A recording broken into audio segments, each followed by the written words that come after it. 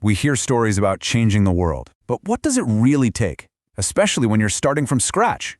Well, this is the story of Rahul, a young guy from a tiny village who had nothing but a dream, and he ended up changing everything, not just for himself, but for his whole community. So, let's dive into how he pulled it off.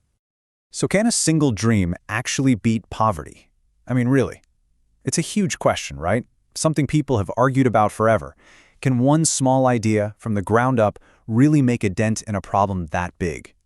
Rahul's story? Well, it gives us a pretty powerful answer. Let's get into it.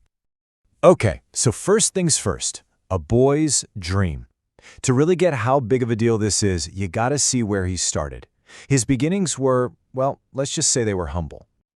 All right, so picture this, a small village, the kind of place you might just drive past without a second thought. And that's exactly the point.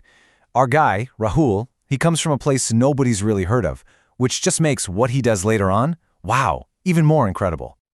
And look, this wasn't just a rough patch for his family.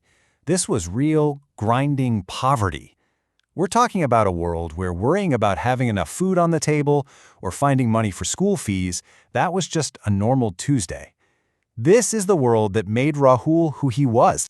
And this right here, this tells you everything you need to know about his character.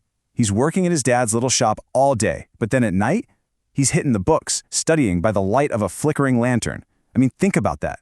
He was doing whatever it took to help his family and then working on his own future. That image of the lantern, it's just perfect, right? A little bit of hope in all that darkness. All right, next up, a small idea. This is that key moment, where things start to shift. It all started with something super simple. He's at a village fair, and he just notices something. All these people from the city, they were going crazy for the handmade stuff from his village. He saw something special, something valuable, in the things everyone else just saw as, everyday items. And bam! That one little observation sparks this huge idea.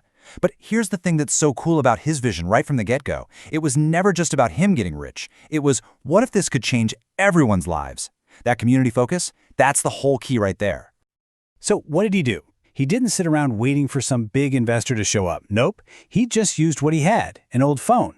He started taking pictures, threw them up on social media, and you know what? A few orders started to come in. It's the classic definition of bootstrapping, just pure resourcefulness.